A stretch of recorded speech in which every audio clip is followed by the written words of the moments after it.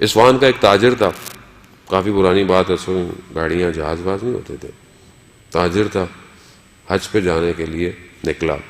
اس زمانے میں لوگ حج پہ جاتے تھے، سال لگ جاتا تھا، پیدل جاتے تھے، کہاں سے کہاں، گھوڑ اونٹوں سواریوں پہ، 100 جاتے تھے، 20-30 واپس آتے تھے۔ کیوں؟ بیمار ہو گیا، کسی کو لوٹ لیا، کسی کو کیا ہو گیا۔ تو یہ کہتا میں بھی گیا حج پہ۔ ایک عالم دین نے اس واقعے کو جو ہے وہ اپنی کتاب میں نقل کیا ہے، جو خود اصفہان ہی کے اندر دفن ہے۔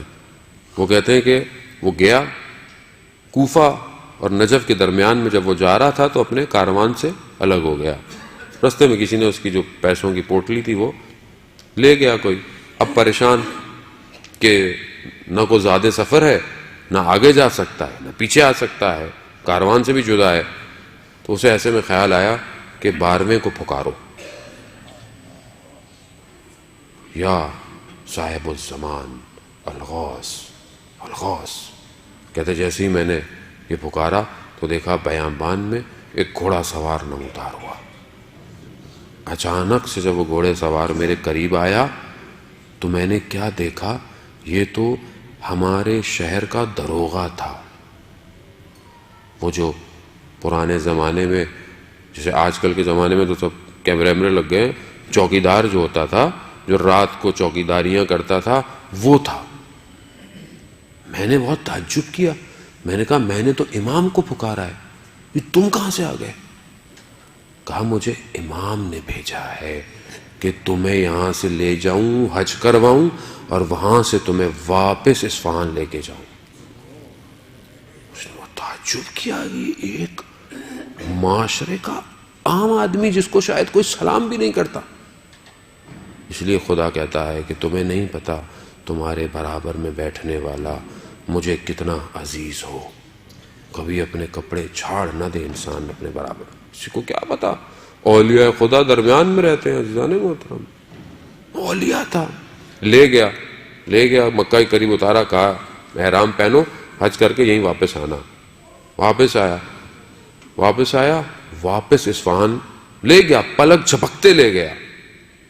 یہ پلک جھپکتے کیوں؟ معراج کا اتنا بڑا معجزہ ان کے ماننے والوں کے لیے، جنہوں نے اللہ نے اپنے محبوب کو، جس کو ملی سیکنڈز میں ساتھ، جس پہ آج تک دنیا اسپیس پہ پتہ نہیں کیا کیا بھیج رہی ہے، ہبل ٹیلیسکوپ آ رہی ہیں، ابھی تک تو وہ بلیک ہول تک بھی نہیں پہنچے ہیں، اس کے آگے پتہ نہیں کتنی کہانی ہے۔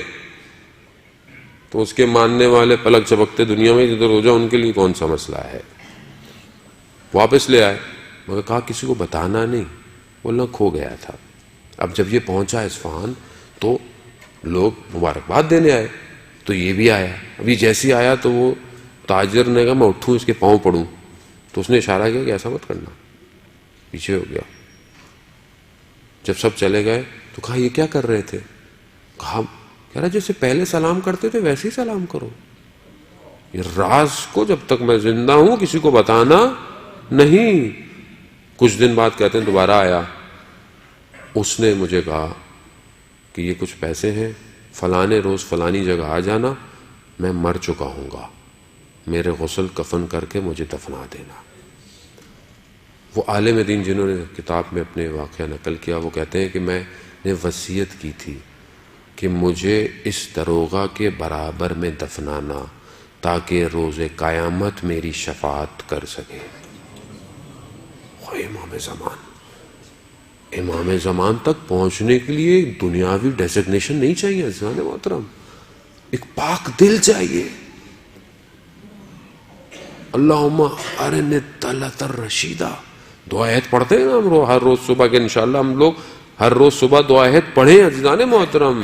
عہد ہے اپنے وقت کے امام سے، تجدید بیعت ہے ہر روز کہ پروردگار کہاں ہے وہ چمکتا ہوا چہرہ، وہ درخشاں۔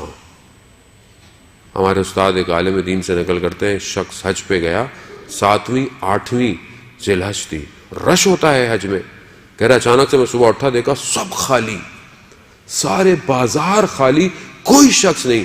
میں نے تعجب کیا کہ ابھی تو لوگ منا نہیں گئے ہوں گے، یہ لوگ کہاں ہیں سارے؟ کہہ رہے ایک عجیب سی میری کیفیت پیدا ہوئی، میں نے دیکھا سامنے سے ایک نقاب پوش آ رہا ہے، تو میں نے کہا کہ میں اس سے ملے تو میں پوچھوں گا کہ سب لوگ کہاں چلے گئے؟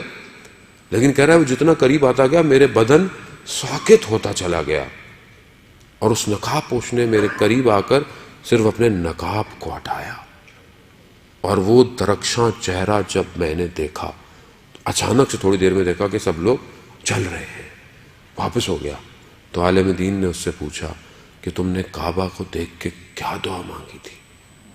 کہا میں نے جیسے کعبہ پہ نظر پڑی تھی تو میں نے کہا تھا اللہم ارنی طلعت الرشیدہ، کہ پروردگار مجھے وہ چہرہ دکھا دے جو وقت کا امام ہے۔